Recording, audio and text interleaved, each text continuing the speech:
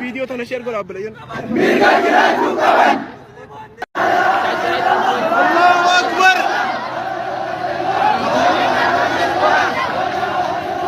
La ilaha illallah! Muhammad! Aboy ka, Abam!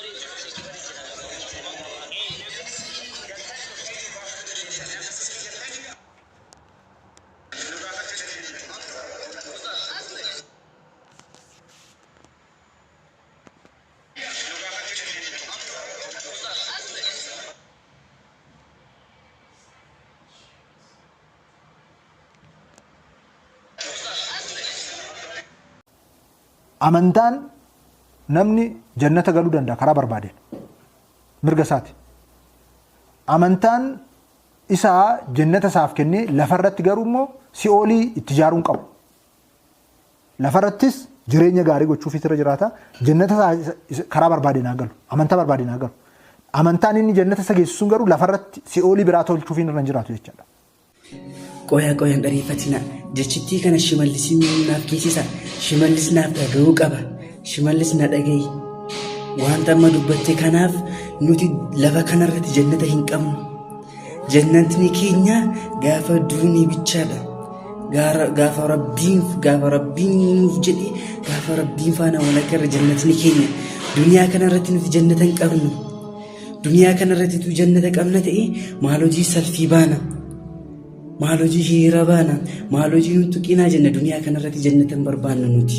Jannata hin qabnu nuti. Kanaaf immoo jannata keessa utuu jiraanne nuti qinaa isin hin jennu turre. Amma immoo utuu gubachaarra jiru nun gubina.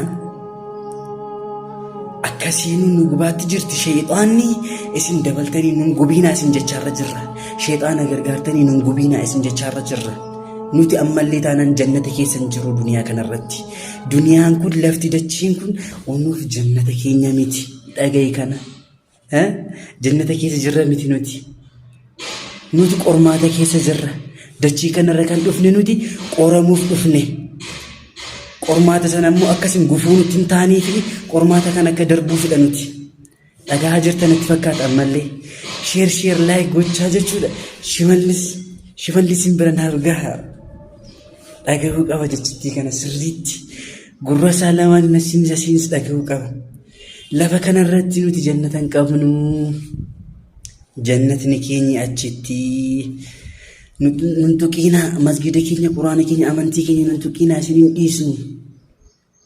dhiisnu hin hollatiin hollachuu keetiin dura nutti hin bu'ina asirratti teessee jannata minaamnetti lattee mudhiisii hin hollatiin nutti hin bu'ina kana nurraa dhaabaa nutti hin bu'ina ሀገሬ እምነትን ካላከበረች ይህ መለዮ የአንድ ፖሊስ ልዩ መስጊድ እያቃጠሉ በሰላም መኖር አይታሰብም።